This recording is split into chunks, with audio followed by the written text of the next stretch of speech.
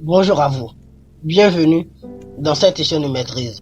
Vous savez, lorsque vous arrivez sur cette terre, lorsque votre conscience se développe, votre conscience de la vie, il y a des choses que vous réalisez. Vous réalisez plusieurs choses. L'une de ces choses est que l'homme est un animal insatiable. Ceci n'est pas une chose mauvaise. C'est même nécessaire si vous désirez atteindre des sommets. Vous devez être insatiable. À l'instar de tout cela, vous réalisez que l'homme entretient une multitude et infinie désirs dans son cœur. Vous réalisez que l'une des choses qu'il désire, posséder bien plus que tout au monde, c'est l'argent. Il désire en posséder autant que possible. Ceci n'est pas une révélation choquante. Lorsque je l'ai réalisé, je ne l'étais pas. J'étais plutôt curieux. Curieux à propos du pourquoi et du comment.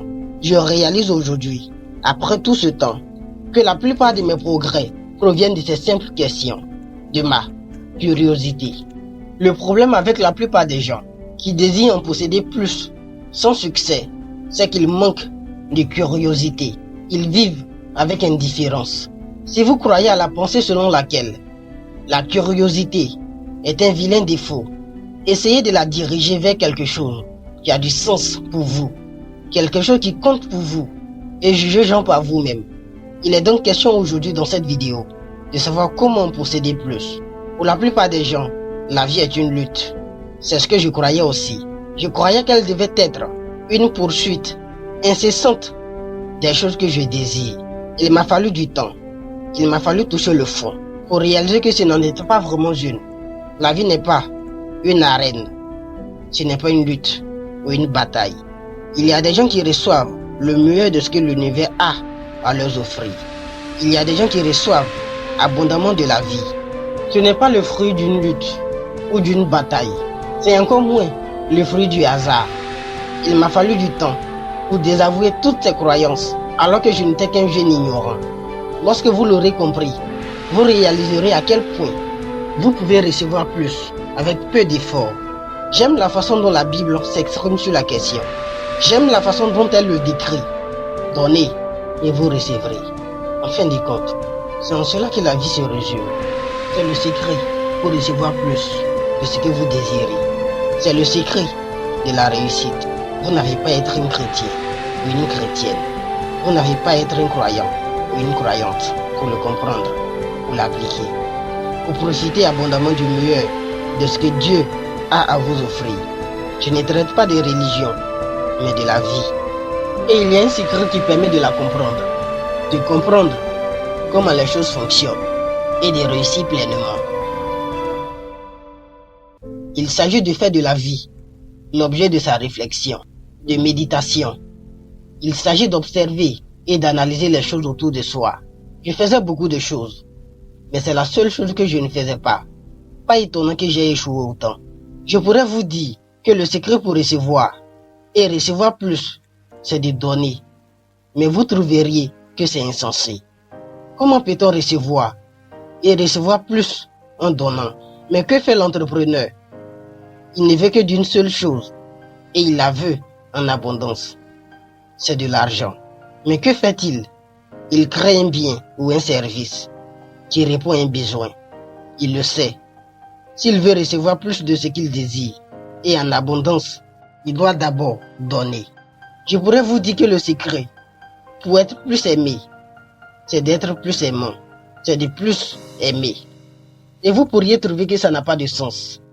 Mais la Bible ne nous enseigne-t-elle pas que nous devons nous aimer les uns les autres? La Bible ne nous enseigne-t-elle pas l'amour du prochain? Ne dit-elle pas de ne point faire aux autres ce que l'on aimerait qu'on nous fasse?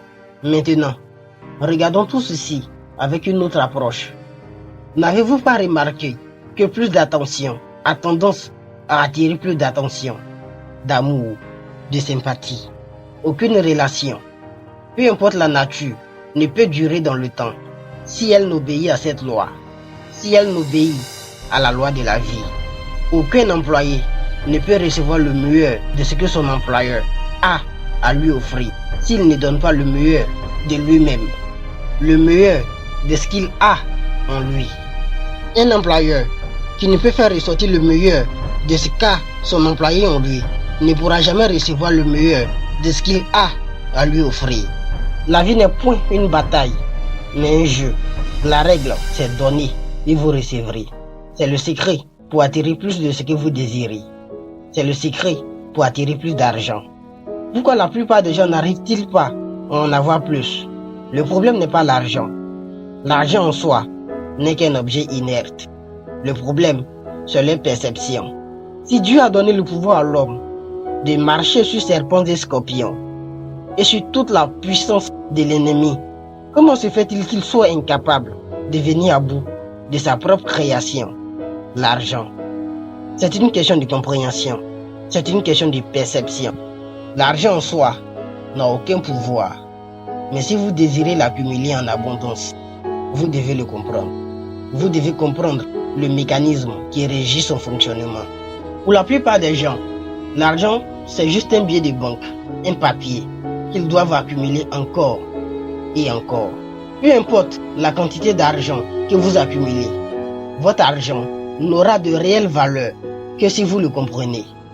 Votre argent pourrait littéralement perdre de sa valeur suite à une inflation, comme l'histoire nous l'a démontré tant de fois.